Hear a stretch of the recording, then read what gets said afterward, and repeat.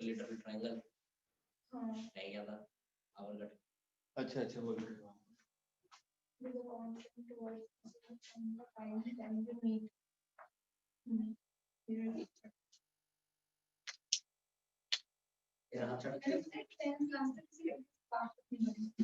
अपने स्कूल के बॉयज थे वो मेरे से कर लेते थे, मैं कभी खुद से नहीं करती थी।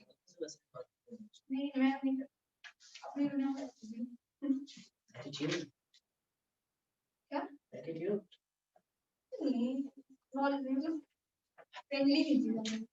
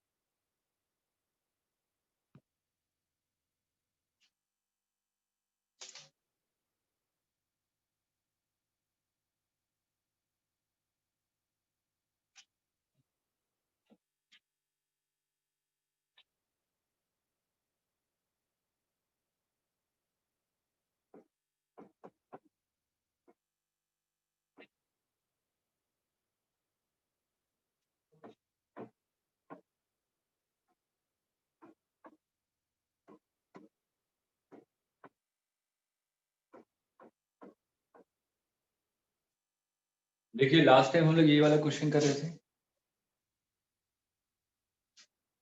वीडियो ऑन कर लीजिए सभी लोग।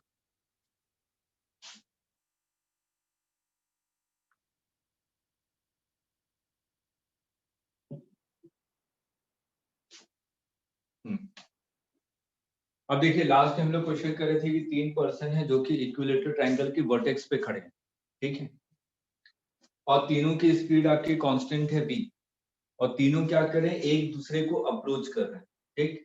अगर मैं एक दूसरे को अप्रोच कर रहा हूं, इसका मतलब मान लीजिए किसी पोजीशन पे ए बी यहाँ पे पहुंच गया तो सी का डायरेक्शन इसकी तरफ होगा, बी यहाँ पे पहुंच गया इसका डायरेक्शन इसकी तरफ, सी वाला यहाँ पे पहुंच गया इसका डायरेक्शन इसकी तरफ।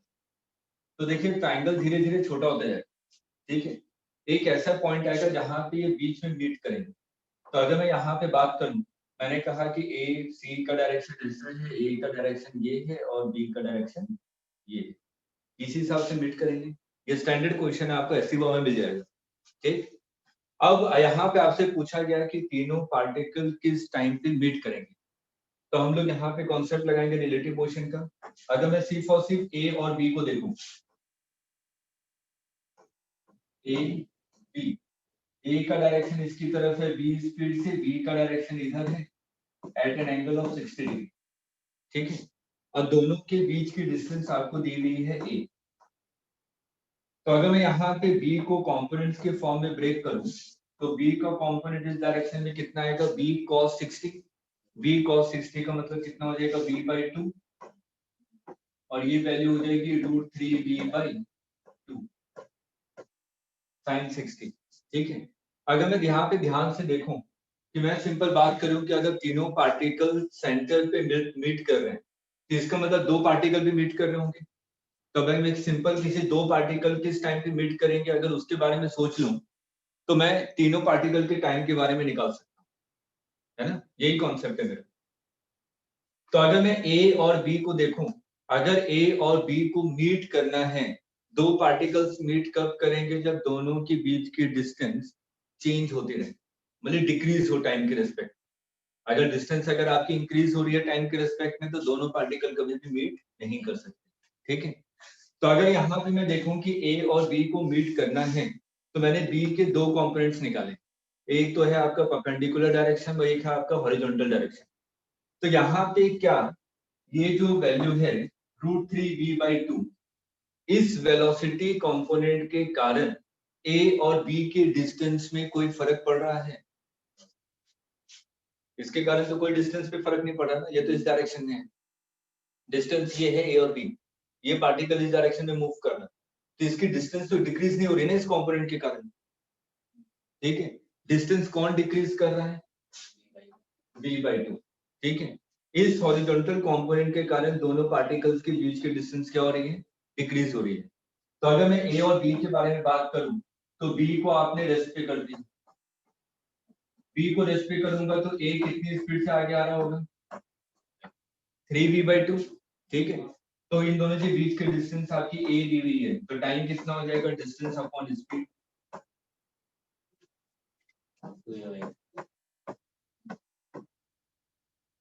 आगे समझ में? ठीक है, नोट कीजिए।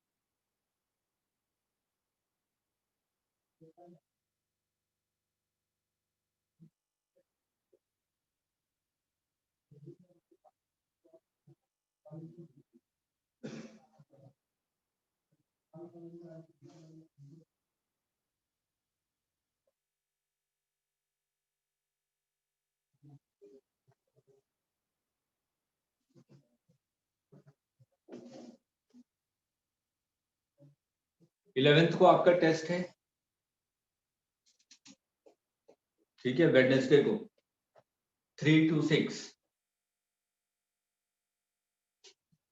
ठीक है। 11th वेडनेसडे है ना, आज 9th हो गई, 10th 11th, हाँ 11th को वेडनेसडे है, ठीक है। वेडनेसडे को टेस्ट है 3 to 6, पता चले कितने पानी में, कितनी तैयारी चल रही है। फुल सिलेबस का आएगा जब जितना होता नहीं नहीं नहीं, जितना हुआ बस वहीं तक, ठीक है।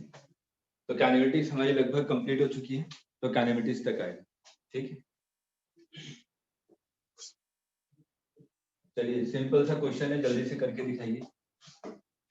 सेम वैसे क्वेश्चन, लेकिन यहाँ पे जितने भी पर्सन है वो क्या हेक्सागन के वर्टेक्स पे खड़े हैं,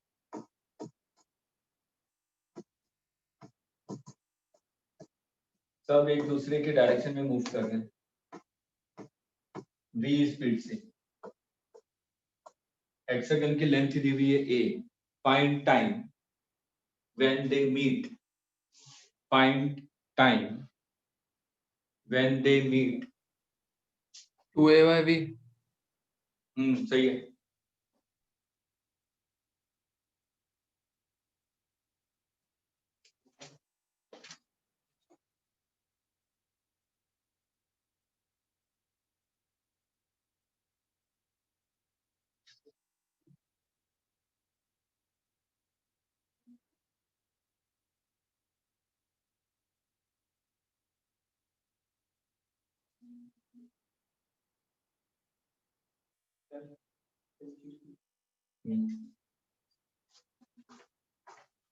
चल इसमें कंटेंट कहाँ पर है? 19 में।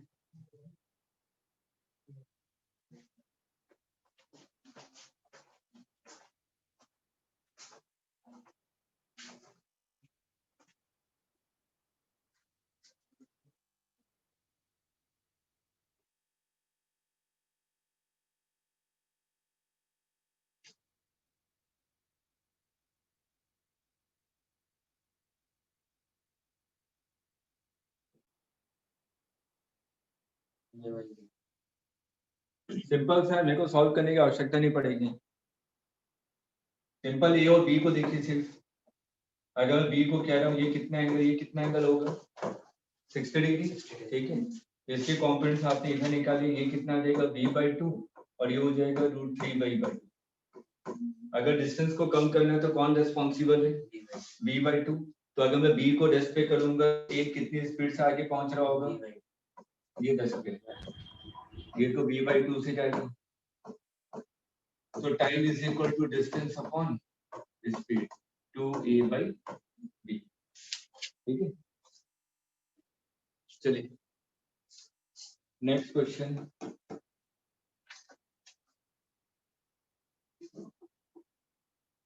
Engine speed of plane, engine speed of plane is equal to 400 kilometer per hour.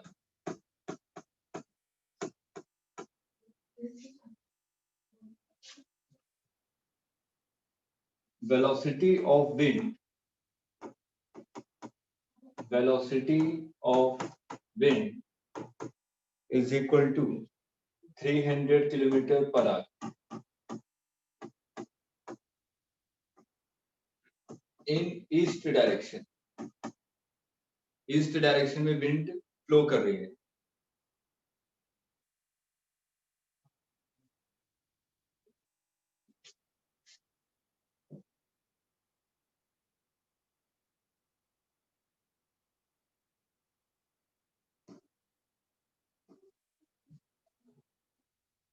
Plane ऐसे मूव कर रहा है स्क्वायर लूप में। ठीक है, ये दिया हुआ है कि ये स्क्वायर लूप में मूव कर रहा है और इसकी लेंथ है 5 kilometre. Find time to cover this square distance. मतलब कि इस पूरे स्क्वायर डिस्टेंस को कवर करने में प्लेन को कितना टाइम लगेगा। ये एक्चुअल पाथ दिया हुआ है, याद कीजिए जैसे रिवर बोट में करते थे। ठीक है, ये एक्चुअल पाथ दिया ना कि मेरे को ऐसा नजर आ रहा है प्लेन मूव करता हुआ। ठीक, इसका मतलब ये जो डायरेक्शन है किसका डायरेक्शन है? प्लेन का, पीपी का। आगे समझे। और इंजन की स्पीड पे, इंजन के स्पीड का मतलब क्या हुआ? Velocity of plane with respect to wind. वो हमेशा कांस्टेंट रहेगी, वो चेंज नहीं होने वाली है, विंड किसी भी डायरेक्शन में मूव करे। चलिए स्टेप बाय स्टेप कीजिए एक एक पार्ट को, A B B C C D, उसके बाद डी ए। देखिए आंसर आ जाएगा।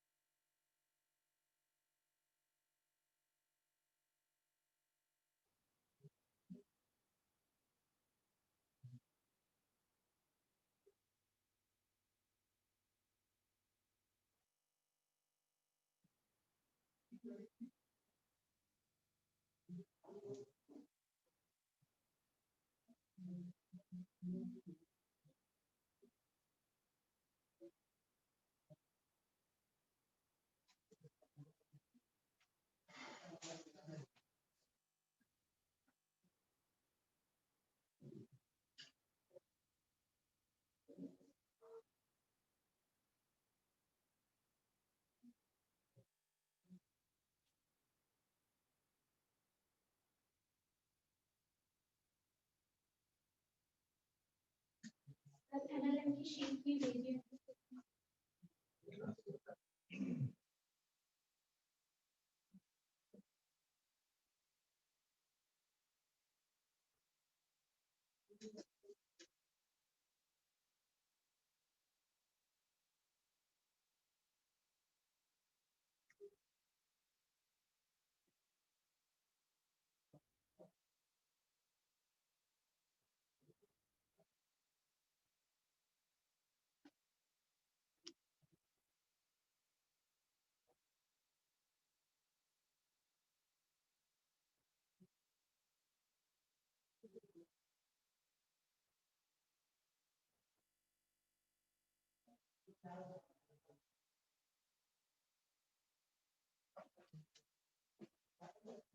थोड़ा अजीब सा है फ्रैक्शन।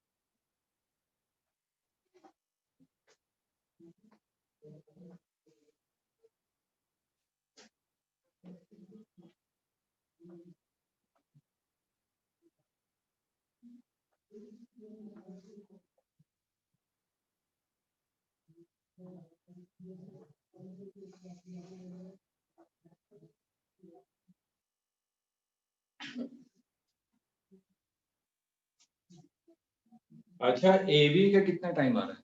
ए से बी 1/20 जैसे जा रहा है ईस्ट कहाँ होता है?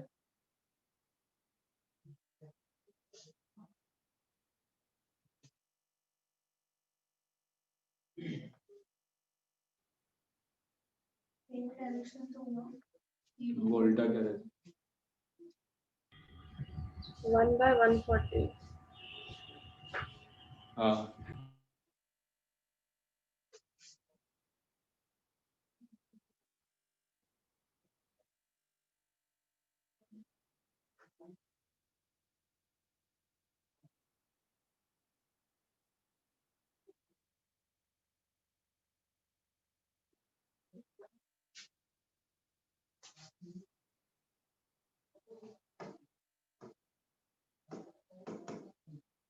देखिए ए बी के बारे में देखिए।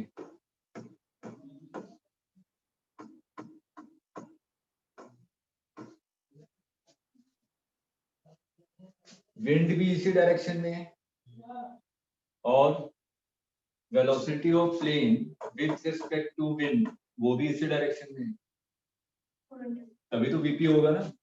भले कि एक्चुअल दिया हुआ है, एक्चुअल का मतलब क्या हो, वीपी दिया हुआ है, तो ये कितना हो जाएगा, कितना दिया था प्लस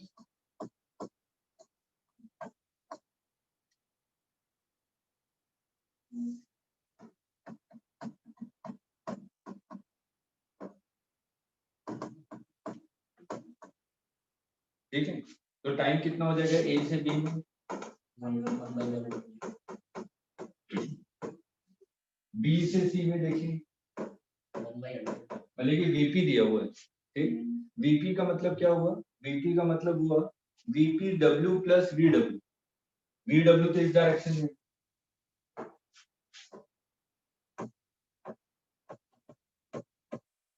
है ना। तो मतलब कि मेरे को वी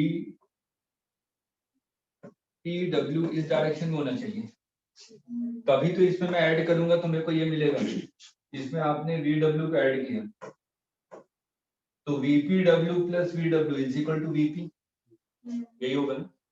तो आपने मान लिया कि थीटा एंगल है, मेरे को नहीं पता कितना एंगल पे होगा, ठीक। अगर ये इस एंगल पे आना है तो इसके कंपोनेंट्स ब्रेक करेंगे आप लोग वीपी डब्ल्यू के, ठीक है।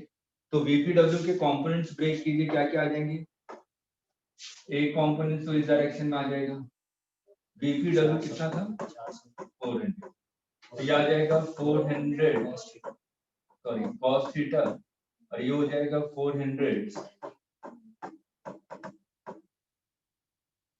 ये तो इस डायरेक्शन में चाहिए ना मेरे को। इस डायरेक्शन में कब होगा? जब ये दोनों क्या हो, कैंसिल हो जाए ना। अरे लॉजिक लगाइए, ये दोनों कैंसिल हो जाने चाहिए, तभी तो रिजल्टेंट इस डायरेक्शन में आएगा। मेरे को तो ऐड करना है सबको, ठीक। तो अगर मैं इन दोनों को इक्वल कर दूं तो क्या हो जाएगा? 400 sin theta is equal to 300। तो sin theta is equal to 3/4। तो cos theta is equal to, triangle बना लीजिए, ये थीटा 3/4, 4 स्क्वायर 16, 16 माइनस 9 √7, ठीक। तो cos थीटा कितना आ जाएगा? ये वैल्यू हो जाएगी 400 cos थीटा की वैल्यू √7 डिवाइडेड बाई 4, ठीक है। तो टाइम कितना आ जाएगा बी से सी में? डिस्टेंस डिवाइडेड बाय स्पीड, आगे समझिए, ठीक है। उसी तरीके से अगर हम लोग A B B C C D में जाए, सी डी में तो ऐसे ही जा रहे हैं, तो 400 माइनस 300 कितना हो जाएगा?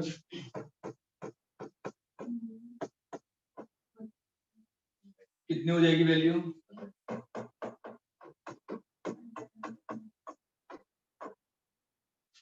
अब लास्ट आ जाएगी डी, इस डायरेक्शन में चाहिए,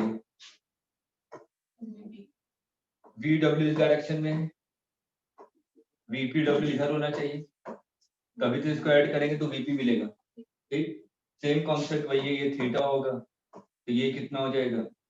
400 साइन थीटा, और ये कितना हो जाएगा? 400 कॉस थीटा, तो ये वैल्यू वही आ जाएगी 100√7। तो डीए में कितना टाइम लगेगा? 5 डिवाइडेड बाई 100√7। अब सभी टाइम को ऐड कर दीजिए, एक्चुअल आ जाएगा। आगे समझे? तो मैंने यही किया था, पर √7 देख के मैंने फिर बोला नहीं कुछ। अच्छा अच्छा, मैंने बोला ना अजीबो गरीब आंसर आएगा।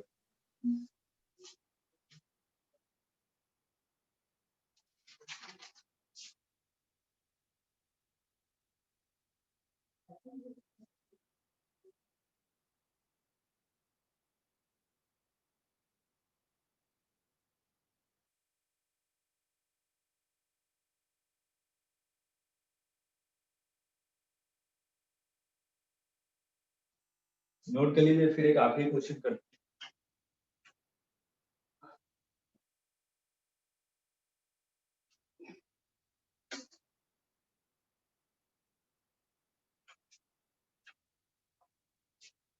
तो कल आप लोगों का रिलेटिव मोशन का डाउट सेशन है, ठीक है, चैप्टर बाइंड अप।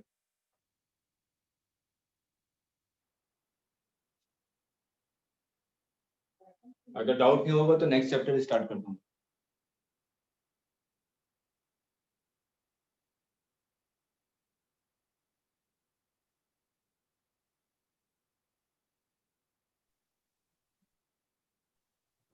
सर बोलिए बोलिए। सर वो जो हमने ट्रायंगल में चीज करी थी ना, जैसे तीनों पार्टिकल एक दूसरे को अप्रोच कर रहे थे, वो चीज स्क्वायर में नहीं हो सकती? वो आसान हो जाएगा, वो नीट में क्वेश्चन आया था स्क्वायर वाला, वो तो और इजी हो गया ना। कॉम्पोनेंट्स में ब्रेक करने की जरूरत ही नहीं है, बी से जाएगा ए बाई बी हो जाएगा, खत्म।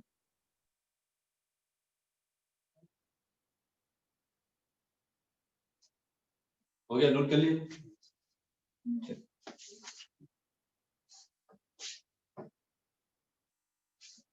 देखिए लास्ट क्वेश्चन, मैंने कहा कि दो पार्टिकल हैं, ये ए बी है, इन दोनों के बीच की इनिशियल डिस्टेंस एल दी हुई है, इसकी स्पीड इधर की तरफ है u और इसकी स्पीड इधर की तरफ है u, ठीक है। क्वेश्चन में कहा क्या, ध्यान से सुनिएगा। जैसे कि हम लोगों ने इससे पहले ट्रायंगल वाला क्वेश्चन किया था कि जो a का डायरेक्शन है वो हमेशा b की तरफ, ठीक। वैसे ही इस वाले क्वेश्चन में इनिशियल डिस्टेंस दोनों के बीच में l दी हुई है, ठीक है, और a is always facing b, ये हमेशा बी की तरफ फेस करके दौड़ रहा है यू स्पीड से। अगर बी यहां पहुंचेगा, बी मान लीजिए यहां पहुंचा, तो इसका डायरेक्शन क्या होगा, इधर की तरफ। बी यहां पहुंचा, इसका डायरेक्शन इधर की तरफ। बी यहां पहुंचा, इसका डायरेक्शन इधर की तरफ। आंसर में कि हमेशा बी की तरफ इसका फेस होगा। तो आपको निकालना है time when they meet.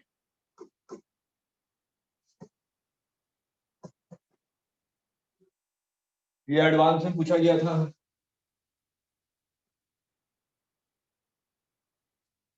Typical नहीं है, ध्यान से सोचिए।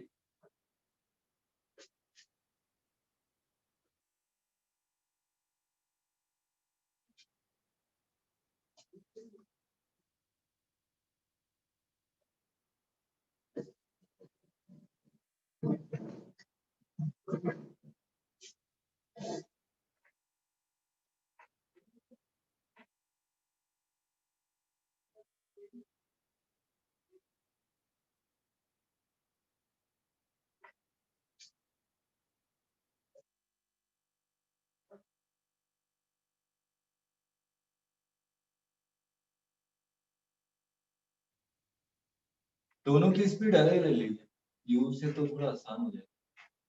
ए की स्पीड वी ले लीजिए, ए की स्पीड वी ले लीजिए और बी की स्पीड यू ले लीजिए, वैसे तो इजी हो जाएगा कुछ।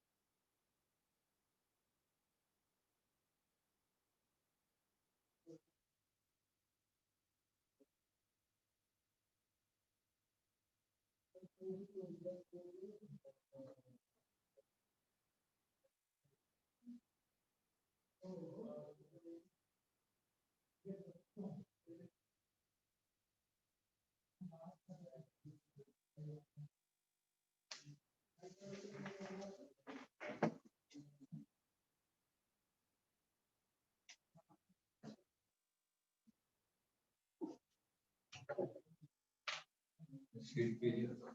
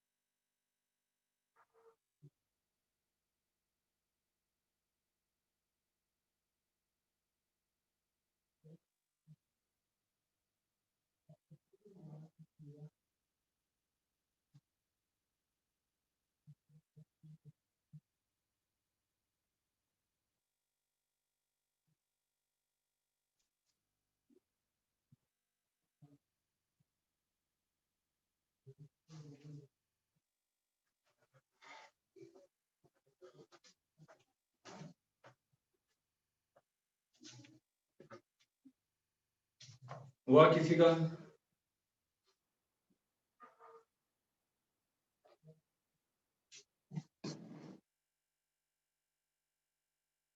क्या कर रहा है आयुष?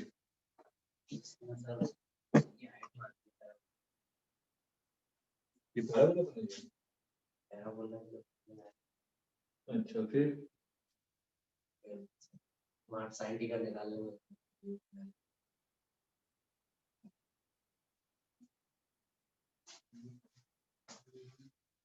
देखिए क्वेश्चन को ध्यान से।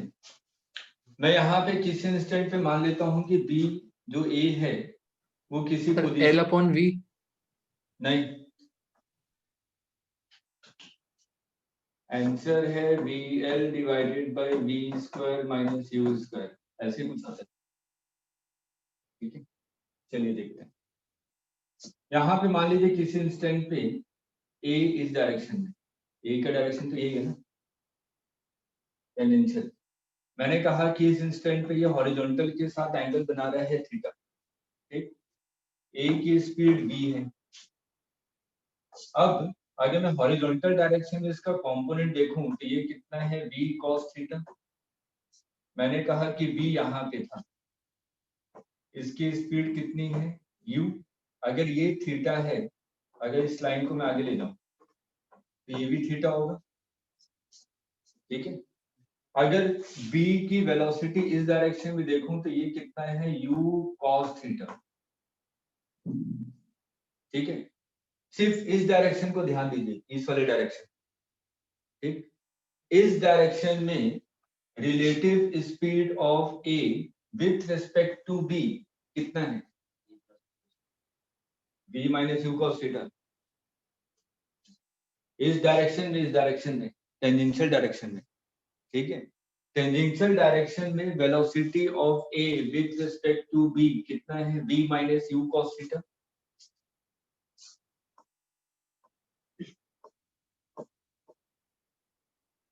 ये तो स्पीड है, मैं तो इस डायरेक्शन में कह रहा हूं कि a की speed with respect to b क्या है।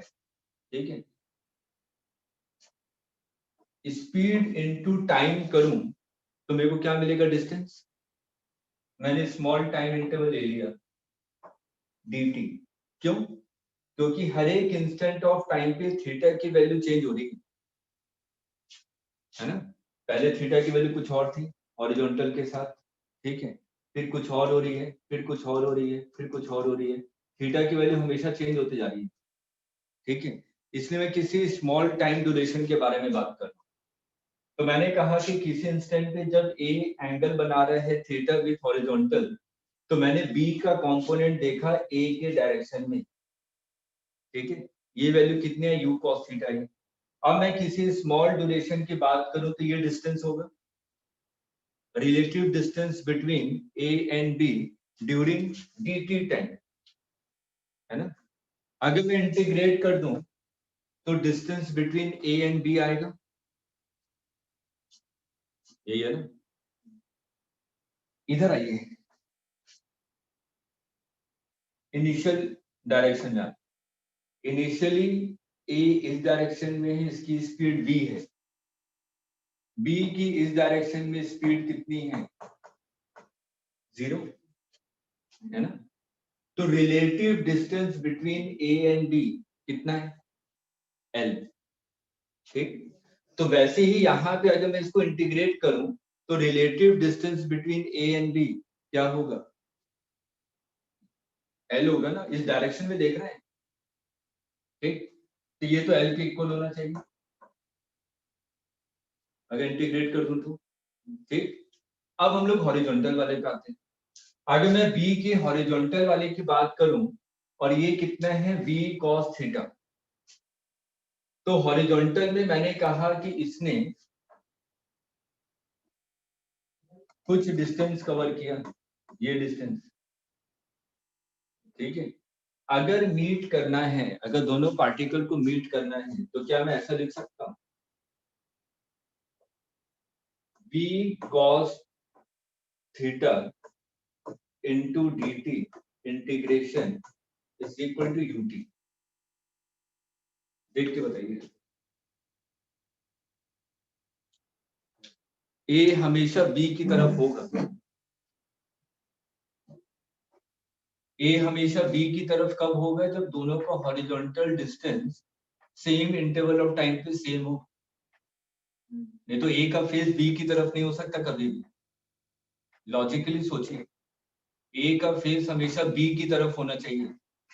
ए का फेस बी की तरफ कब होगा, जब दोनों का horizontal distance same interval of time पे सेम हो। नहीं आया?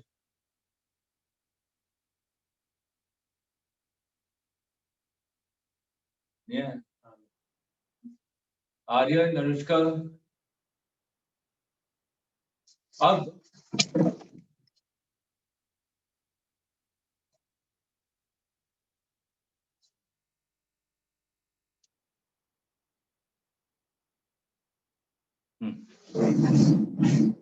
अब देखिए यहाँ पे integration of v cos theta dt is equal to ut आ गया, ठीक। अगर मैं इसको इंटीग्रेट करूं, देखो टाइम तो यहीं से मिलेगा ना, यहां से देखिए cos theta dt integration will be equal to ut divided by v, क्योंकि v तो कांस्टेंट है ना, ठीक। ये वैल्यू कितनी हो जाएगी, v dt integration minus u cos theta dt integration is equal to l। क्यों, ये cos थीटा dt इंटीग्रेशन की वैल्यू कितनी है, तो ये vt minus ut by v is equal to l। यहां से टाइम निकालें,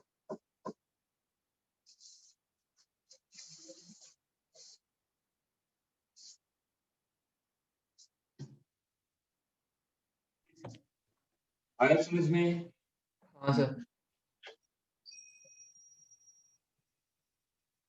वही आ जाएगा sir, V L upon V square minus U square. यही आ रहा है, यस सर। ठीक।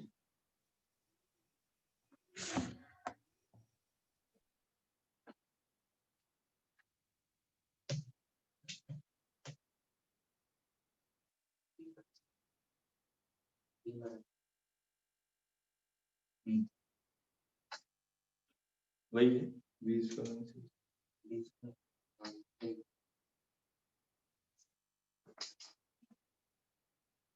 कॉन्सेप्ट जरूर लिख लीजिएगा, एक्सप्लेनेशन कैसा क्यों किया आपने।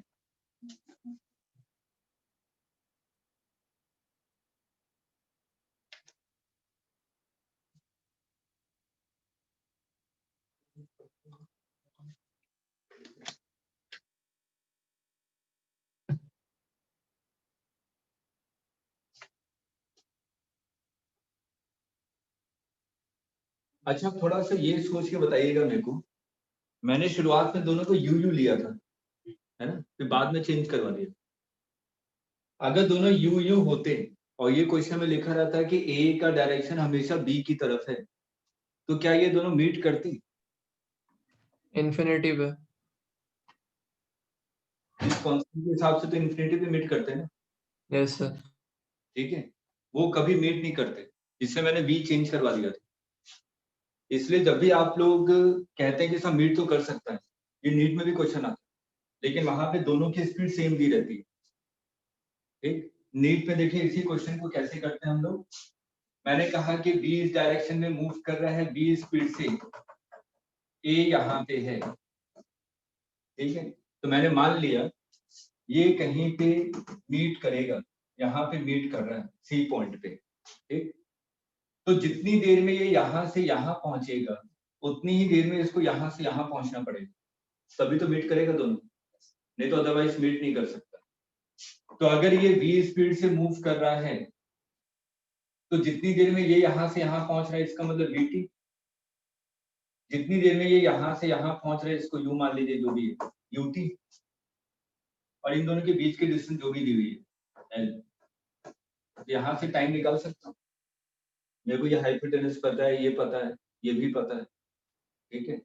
तो यहाँ पे right angle triangle Pythagoras theorem निकाल के हम लोग क्वेश्चन सॉल्व कर देते। ये क्वेश्चन नीट में आया था। लेकिन अगर दोनों की स्पीड सेम है और हमेशा ए का डायरेक्शन बी की तरफ है तो कभी भी बीट नहीं कर सकता, इम्पॉसिबल है। लॉजिक भी लगा के देखिएगा, दोनों की स्पीड सेम है तो डिस्टेंस कैसे कम होगी, उसके लिए तो कुछ ना कुछ तो होना चाहिए।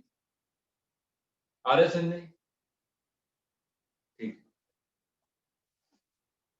चलिए शीट निकालिए। शीट के कुछ क्वेश्चन करते हैं, अगर आज हो गया तो ठीक है, अगर कल कोई डाउट नहीं होता है एनएलएम स्टार्ट कर दूंगा।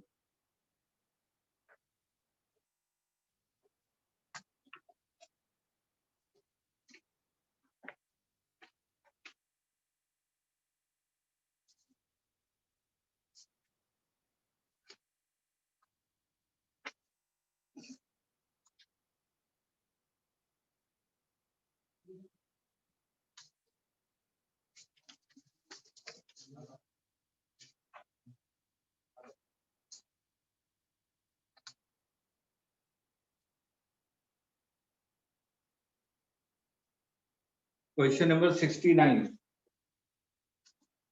Exercise 1, question number 69। देखिए सिंपल सा क्वेश्चन है।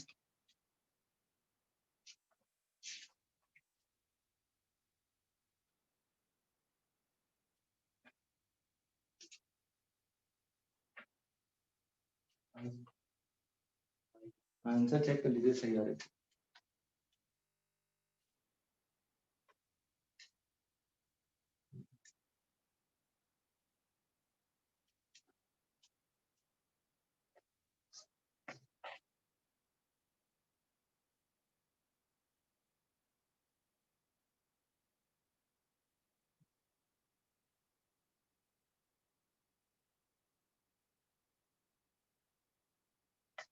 रिलेटिव वेलोसिटी मैक्सिमम कह रहा है, तो रिलेटिव वेलोसिटी मैक्सिमम कब होगी, जब दोनों पार्टिकल एक दूसरे को अप्रोच कर रहे होंगे, है ना। अगर दोनों पार्टिकल एक दूसरे को अप्रोच कर रहे हैं तभी तो मेरी रिलेटिव स्पीड ज्यादा होगी, मैक्सिमम होगी। और मैक्सिमम का मतलब क्या हो गया, इन दोनों के बीच में एंगल कितना हो गया, 180 डिग्री पाई। नहीं आंसर में 70।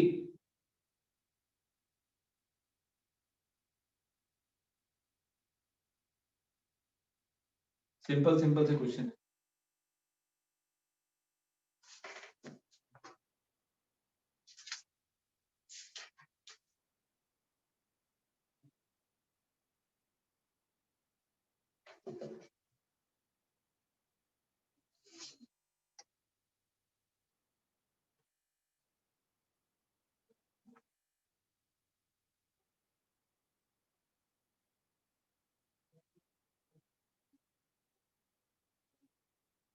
70 से लेके 74 तक जल्दी जल्दी ट्राई कर लीजिए, सभी रिलेटिव के हैं। फटाफट 5 मिनट का टाइम दे रहा हूँ और बहुत सिंपल क्वेश्चन है।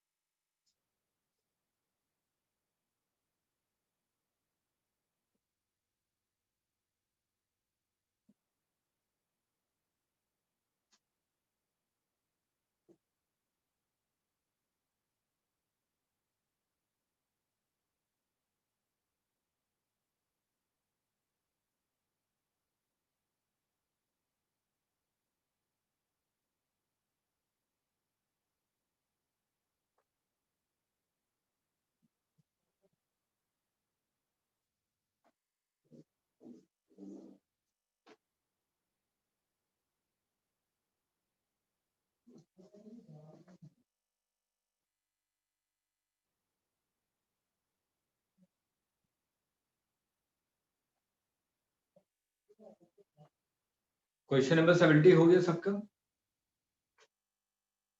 आर्यन नहीं हुआ?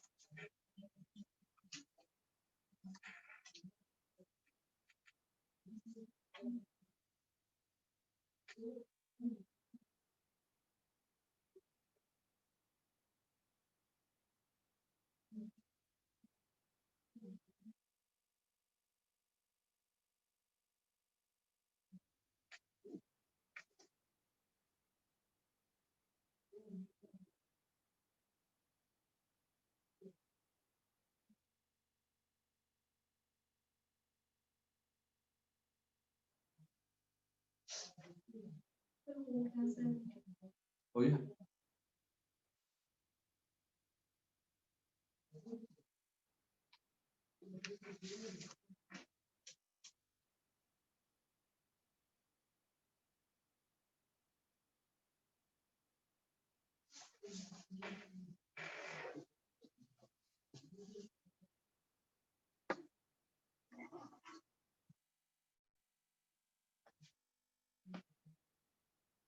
देखिए क्वेश्चन नंबर 20 में क्या कह रहे हैं?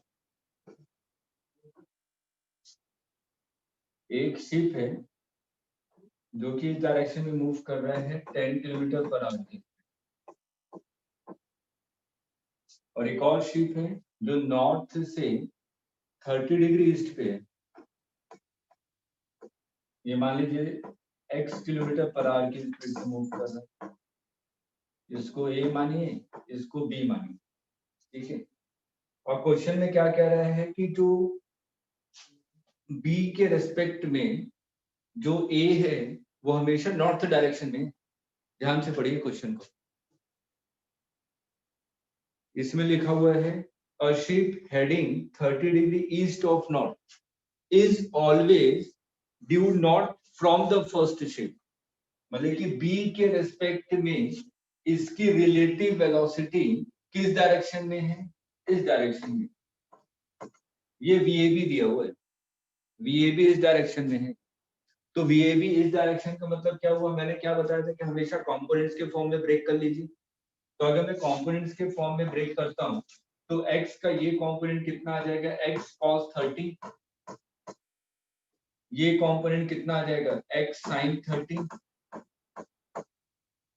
किसके रेस्पेक्ट में एनालिसिस कर रहे हैं? b के रेस्पेक्ट में। तो b के रेस्पेक्ट में एनालिसिस करेंगे तो ये कितना हो जाएगा? 10। मेरे को रिजल्टेंट हमेशा किस डायरेक्शन में चाहिए? इस डायरेक्शन में। इसका मतलब ये दोनों एक दूसरे के इक्वल होने चाहिए। तो मतलब कि 10 is equal to x sin 30, that means x is equal to 20 kilometre per hour. आगे समझ में? ठीक है, नेक्स्ट कीजिए, कीजिए चारों कीजिए फटाफट 74 तक।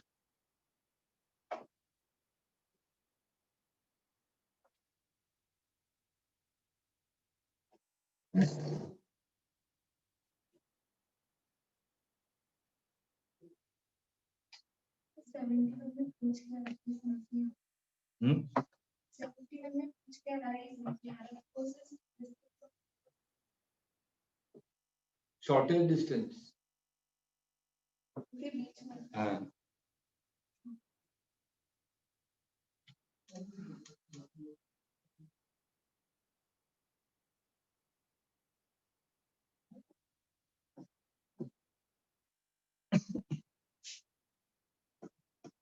सेवेंटी वन तो आसान कर दिया, पहले से ही पार्टिकल को रेस्ट पे कर दिया और दूसरा पार्टिकल स्ट्रेट लाइन मोशन कर, दोनों के बीच की क्लोजेस्ट अप्रोच का मतलब क्या हुआ, दोनों के बीच की शॉर्टेस्ट डिस्टेंस पूछी जा रही है।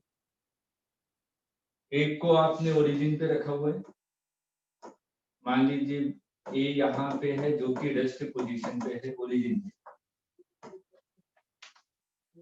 और जो बी है वो स्टार्ट हो रहा है 5,0, मतलब कि यहाँ से स्टार्ट हो रहा होगा 5,0, और ये किस डायरेक्शन में मूव कर रहा है, -4i + 3j, -4i + 3j, मतलब कि किस डायरेक्शन में हो गया, इधर -4i -x और +y डायरेक्शन। मतलब कि सेकंड क्वाड्रेंट की तरफ भाग रहा होगा।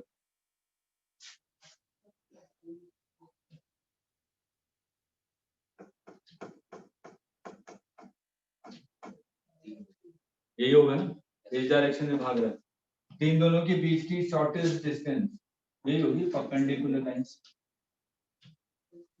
इस लाइन की इक्वेशन निकाल सकते हैं क्या? ये तो मैथ्स का क्वेश्चन हो गया। एक पॉइंट मान लीजिए -4,3 और एक पॉइंट हो गया 5,0, तो इक्वेशन ऑफ स्ट्रेट लाइन आ जाएगी। इक्वेशन ऑफ स्ट्रेट लाइन पे परपेंडिकुलर डिस्टेंस क्या होता है, ax1 + by1 + c divided by √a² + b²। पता है ना फॉर्मूला? बस फॉर्मूला अप्लाई कर दिया, आंसर आ गया। इसमें फिजिक्स का कोई इन्वॉल्वमेंट नहीं है।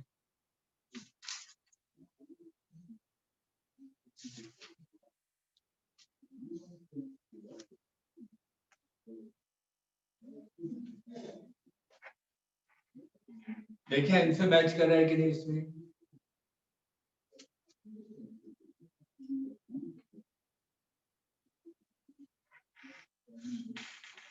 y - y1 divided by x - x1 is equal to y2 - y1 x2 - x1। तो यहाँ से y की इक्वेशन आ जाएगी और उसको पॉइंट से परपेंडिकुलर डिस्टेंस निकाल लीजिए।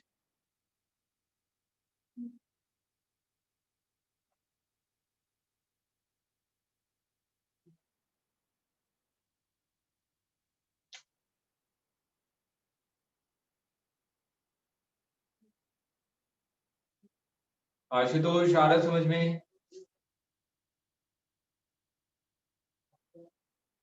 आशुतोष यस सर, आ रहा है, कर रहा हूँ।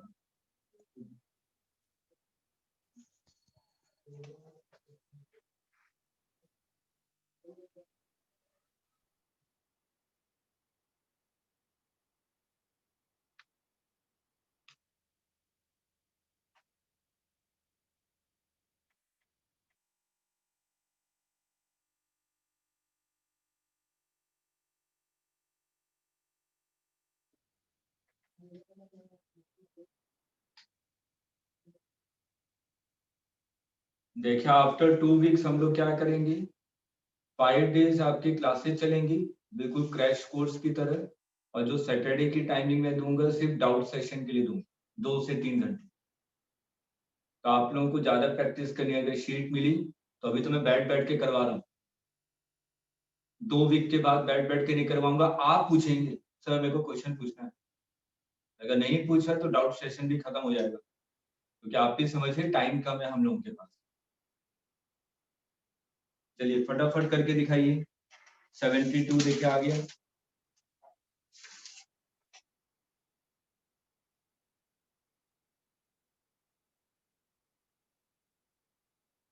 ये तो आसान सा क्वेश्चन है, स्क्वायर वाला आ गया ये तो। ये स्क्वायर है, ए बी सी डी, हमेशा हर एक का डायरेक्शन एक दूसरे के सामने है। सिर्फ ए और बी को देखिए, अगर मैं ए और बी को देखूंगा तो बी का तो इस डायरेक्शन में है, ए का इस डायरेक्शन में है, तो बी का ये कंपोनेंट क्या रेस्पॉन्सिबल है दोनों के बीच की डिस्टेंस को डिक्रीज करने में? नहीं है ना। इसका हॉरिजॉन्टल कंपोनेंट इस डायरेक्शन में कितना है? 0। तो मैं क्या कहूंगा, t is equal to distance upon speed, खत्म। आर्यन सर में आर्यन आर्यन आया? कर लिया था सर। अच्छा अच्छा ठीक है, चलिए 73 पे आ जाइए फटाफट।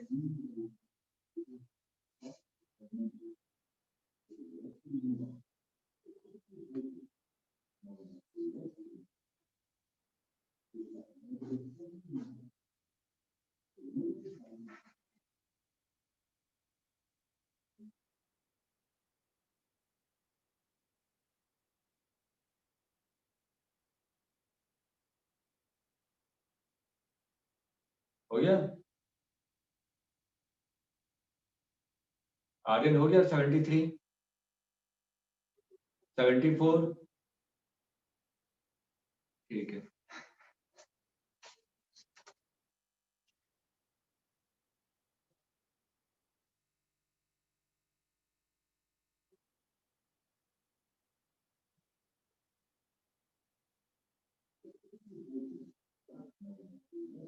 ये तो दो कंडीशन दे दी है, डाउन स्ट्रीम और अप स्ट्रीम, है ना। मतलब कि ग्राउंड के रेस्पेक्ट में दिया हुआ क्वेश्चन पढ़ते ही आपको समझ में आना चाहिए कि इसमें ग्राउंड के रेस्पेक्ट में दिया हुआ है डाउन स्ट्रीम में इसकी स्पीड दी हुई है। मैंने मान लिया कि स्विमर की स्पीड कितनी है x, ठीक है, और रिवर की स्पीड कितनी है y। ये vr है, ये क्या है आपकी vvr, ठीक है। अगर दोनों सेम डायरेक्शन में जा रहे हैं तो x प्लस वाई हो जाएगा। x प्लस वाई की वैल्यू आपको दी गई है 16 और x माइनस वाई की वैल्यू आपको दी हुई है 8।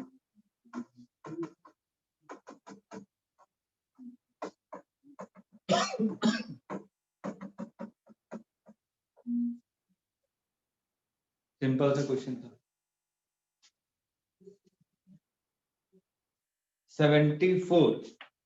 74 में सिंपल रिवर मैन प्रॉब्लम मान लीजिए, मतलब कि सॉरी रेन मैन प्रॉब्लम, कि आपको पानी से बचना है, छतरी किस डायरेक्शन में रखें। देखिए क्वेश्चन तुरंत सॉल्व हो जाएगा। ये तो सिर्फ इसके वर्डिंग है जो कि हमें कॉम्प्लिकेटेड बना रहा है और कुछ नहीं। इसको as a rain man problem कीजिए, देखिए आपको क्वेश्चन तुरंत सॉल्व हो जाएगा। जल्दी से ट्राई कीजिए। जिस डायरेक्शन में आपको पाइप का डायरेक्शन दिया है इसका मतलब वो उस डायरेक्शन में क्या है, अम्ब्रेला। बस क्वेश्चन सॉल्व कर दीजिए, आ जाएगा आंसर।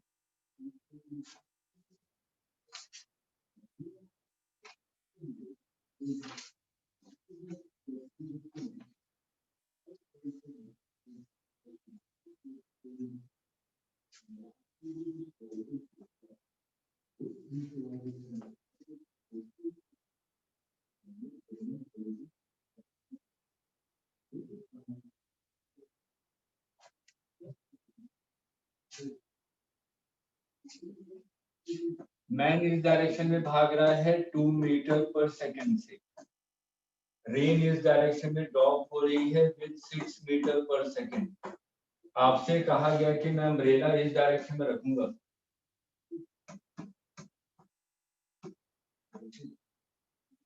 ठीक है, और ये आपको लिखना है, कुछ एंगल दिया है क्या? अच्छा वो निकालना है, ठीक, तो बस निकाल लीजिए। इस डायरेक्शन में अगर आपको रखा गया तो हॉरिजॉन्टल के साथ एंगल अल्फा है, ये अल्फा बना रहा है ना। तो अगर मैं यहाँ पे लिखूं VRM, मतलब कि velocity of rain with respect to man, rain इस डायरेक्शन में विथ रिस्पेक्ट टू मैन करूंगा तो इधर आ जाएगा, इन दोनों का रिजल्टेंट इधर आएगा। मेरे को ये अल्फा है तो ये अल्फा हो जाएगा, तो tan alpha is equal to perpendicular 6/2, that means alpha is equal to tan inverse 3। आगे समझे।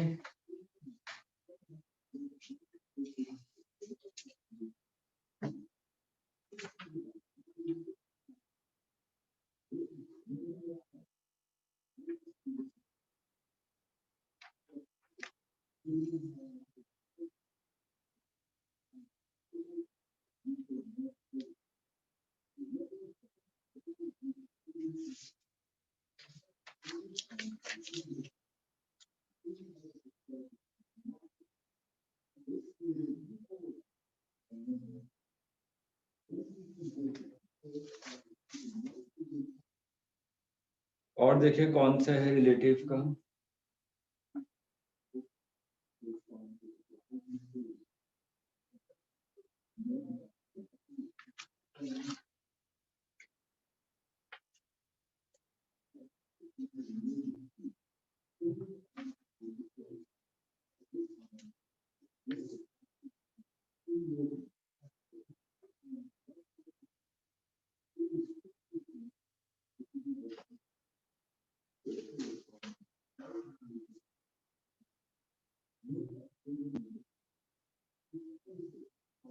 क्वेश्चन नंबर 9 कीजिए, एक्सरसाइज 4। Question number 9, exercise 4।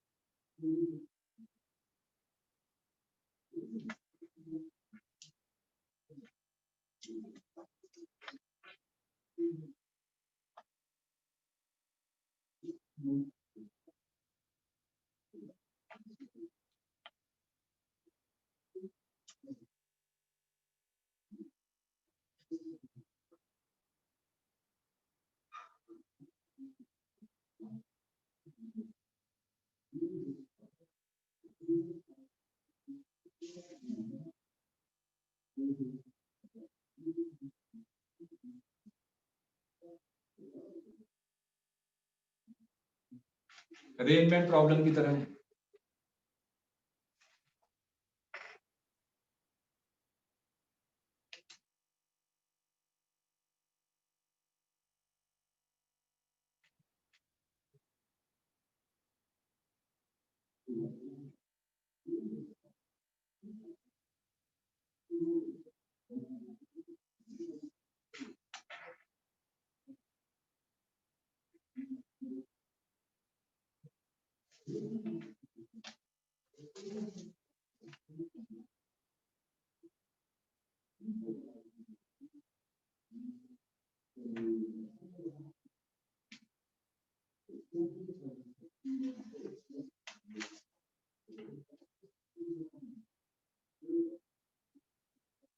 और इसके बाद 10th भी ट्राई कीजिए, 9th और 10th।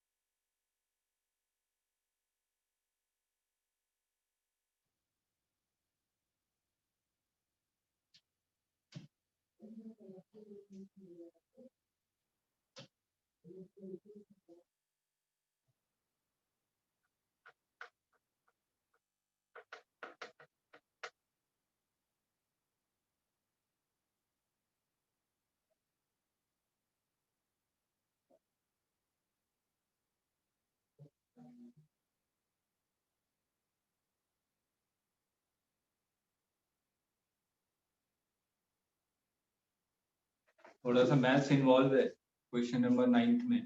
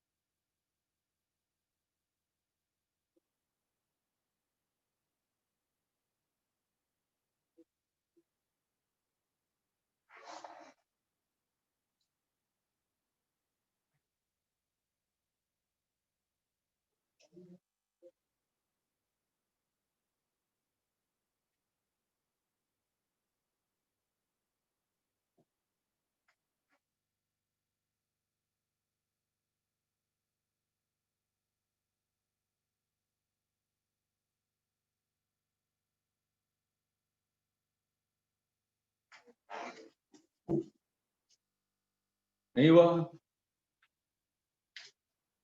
आर्यन, अनुष्का,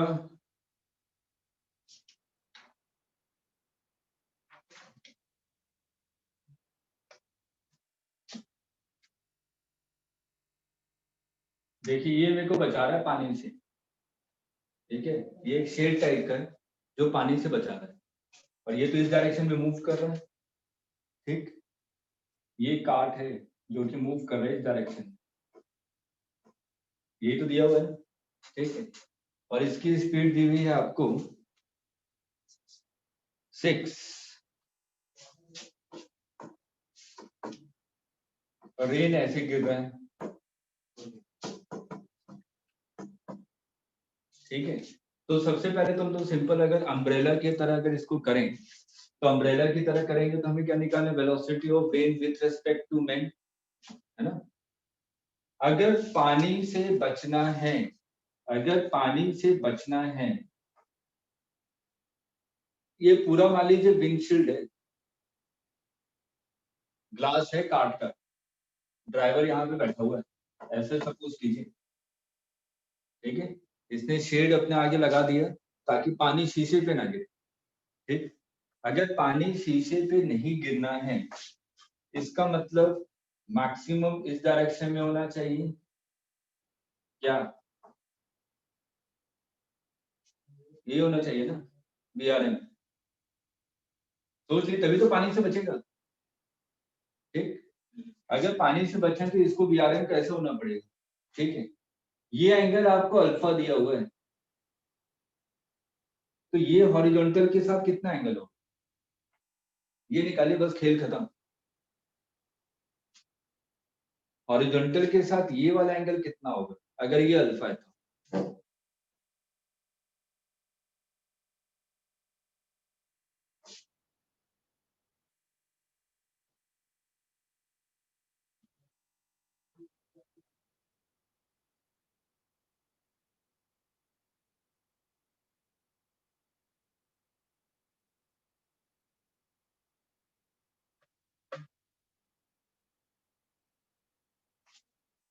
यहां से आपने परपेंडिकुलर लाइन ड्रॉ किया, अगर परपेंडिकुलर लाइन ड्रॉ करूंगा तो ये तो अल्फा बाई 2 हो जाएगा, ऐसे स्केलर ट्रायंगल बनाएंगे ना, ठीक है। तो ये कितना हो जाएगा, अल्फा बाई 2, ठीक। अगर ये अल्फा बाई 2 हो जाएगा तो ये एंगल कितना हो गया, 90 माइनस अल्फा बाई 2, तो ये एंगल कितना हो जाएगा, अल्फा बाई 2। अब ट्रायंगल लॉ लगा दीजिए, VR में क्या ऐड करें, माइनस VC, मतलब कि कार्ड की स्पीड, है ना, तभी तो मेरे को रिजल्टेंट ये मिलेगा VR में, तो यहाँ पे देखिए क्या एंगल आ गया, tan alpha by 2 is equal to perpendicular upon this, perpendicular कितना है 2 बाई 3 बल्कि 2 बाई 6, ये होगा ना। तो यहाँ से आंसर कितना आ गया, alpha is equal to 2 tan inverse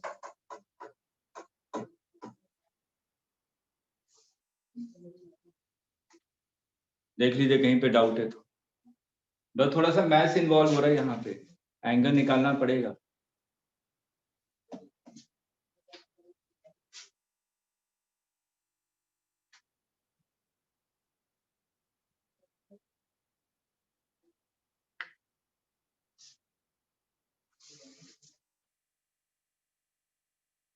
clear है?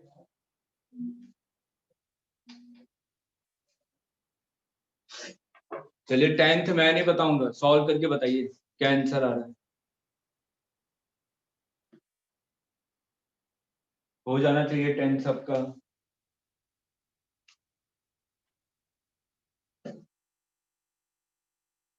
ध्यान से कीजिए, और मेरे ख्याल से फिर कल डाउट सेशन लेने की जरूरत नहीं पड़ेगी, मैक्सिमम क्वेश्चन तो करवा ही दिए। आखिरी वाला पार्ट का बचा हुआ सेक्शन फिर कर लीजिएगा, 2-4 क्वेश्चन। अगर डाउट होगा तो ले लेंगे उसको।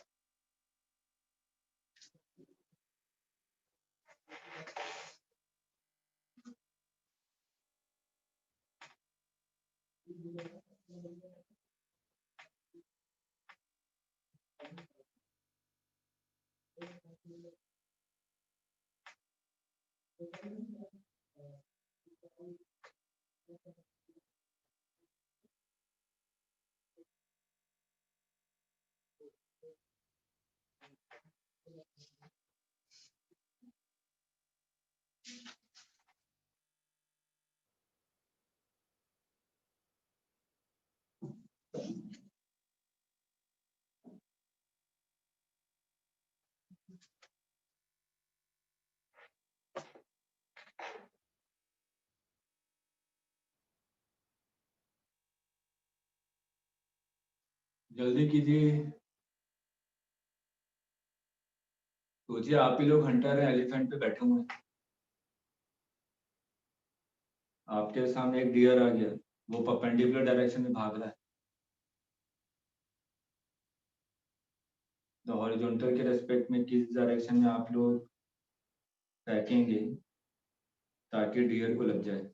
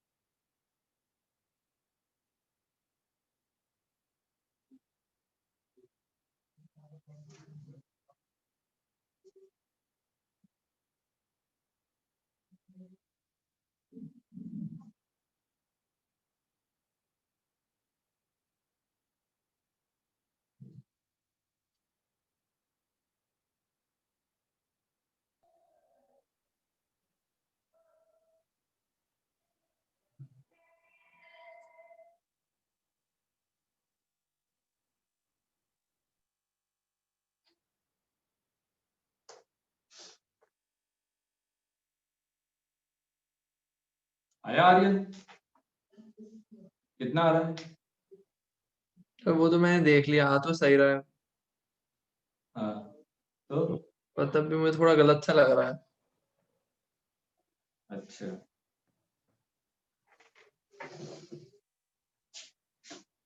देखिए लॉजिकली सोचिए, आप क्या है, एलिफेंट पे बैठे हुए हैं, यहाँ पे कहीं पे डियर, ठीक है, एलिफेंट पे बैठे हुए आपने इस डायरेक्शन में फेंका, कितनी स्पीड से? 10 metre per second at an angle of theta, ठीक। अगर मैं यहाँ पे देखूं, इसकी इस डायरेक्शन में आ जाएगी 10 साइन थीटा और इस डायरेक्शन में आ जाएगा 10 कॉस थीटा। ये आपको दी हुई है with respect to elephant, elephant के रिस्पेक्ट में दिया हुई, ठीक। अब इन दोनों के बीच की डिस्टेंस दी हुई है, कितनी है?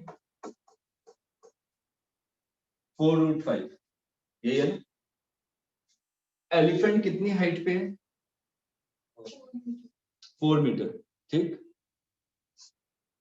तो initial velocity in vertical direction कितना होगा? 0। विथ रेस्पेक्ट टू एलिफेंट दिया स्पीड, तो ग्राउंड के रेस्पेक्ट में आ जाइए। तो ग्राउंड के रेस्पेक्ट में अगर हम लोग इनिशियल वेलोसिटी देखें तो कितनी हो जाएगी? 0। क्यों? ये भी तो पता होना चाहिए कि क्यों हो रहा है ऐसा।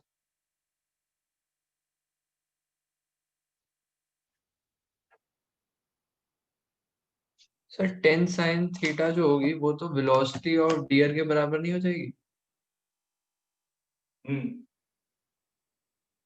सही है।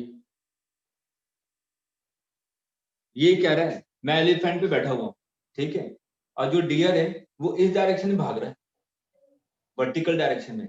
मैं इस डायरेक्शन में चल रहा हूँ और डियर मेरे परपेंडिकुलर डायरेक्शन ऐसे भाग रहा है, ठीक है। तो इसका मतलब जो भाले की वर्टिकल वेलोसिटी होनी चाहिए, मैं भाला थोड़ी ना ये इधर भाग रहा है तो मैं ऐसे फेंक दूंगा सामने, जिस डायरेक्शन भागे उसी डायरेक्शन फेंकना पड़ेगा मेरे को, ठीक है। तो सिंपल ये सोचिए, जो भाले का, मैंने भाले को किस डायरेक्शन में रखा है? लॉजिकली सोचिए, ये डियर ऐसे भाग रहा है, ठीक, मैं इतने हाइट पे हूँ, ठीक है। मेरे से ये नहीं बोला, मेरे से ये बोला मैं हॉरिजॉन्टल डायरेक्शन में फेंकूंगा भाले को। ये थोड़ी ना कहा कि मैं ऐसे करके फेंक रहा हूँ, आ रहा समझ में? ठीक है, फिगर 2 डायमेंशन फिगर ऐसे बना रहा हूँ, एक्चुअल मैंने ऐसे नहीं फेंका ऊपर की तरफ, मैंने कैसे फेंका है? जिस डायरेक्शन में डियर भाग रहा होगा उसी डायरेक्शन में से फेंकूंगा ना, तभी तो ये जाएगा ऐसे करके, इसको ऐसे लगेगा। ये तो एक्चुअल में ऐसा करेगा पैराबोला, है कि नहीं? तो इस वेलोसिटी के दो कंपोनेंट, एक ये वाला कंपोनेंट और एक ये वाला कंपोनेंट, ये वाला। तो ये कंपोनेंट कितना है? 10 sin थीटा। ये किसके इक्वल होना चाहिए? इसकी स्पीड के। अगर दोनों की स्पीड सेम होगी तभी तो टकराएगा, इससे नहीं तो टकराएगा क्यों? ठीक है, तो यहाँ पे 10 sin theta should be equal to velocity of deer, ठीक है। एक पार्ट तो ये हो गया, मैंने फेंका कैसे भाले को? ऐसे। तो इसका हॉरिजॉन्टल डायरेक्शन में वेलोसिटी कितनी होगी? सॉरी, वर्टिकल डायरेक्शन में इनिशियल वेलोसिटी इनिशियल तो 0। 0 होगी। मैं भाले को ऐसे फेंक रहा हूँ, ऐसे, हम्म, ठीक है। तो वर्टिकल डायरेक्शन में हॉरिजॉन्टल, सॉरी, वर्टिकल डायरेक्शन में इनिशियल वेलोसिटी 0। तो सिंपल, उसको नीचे भी आना है 4 मीटर, है ना? तो 4 मीटर नीचे आने में उसको जितना टाइम लगे उतने देर में उसको डियर को हिट भी कर देना। यस सर, यही कॉन्सेप्ट होता है वेलोसिटी का। यही कंफर्म करना था सर। हाँ, तो half gt square, initial velocity तो 0 है वर्टिकल डायरेक्शन में, शुड बी इक्वल टू 4। तो यहाँ से टाइम आ जाएगा √8/10। अब यहाँ पे दिया हुआ है कि एलिफेंट कितनी स्पीड से चल रहा था, है ना? इन दोनों की, इसको तो सेम कर दिया आपने, दोनों की वाली स्पीड सेम होनी चाहिए।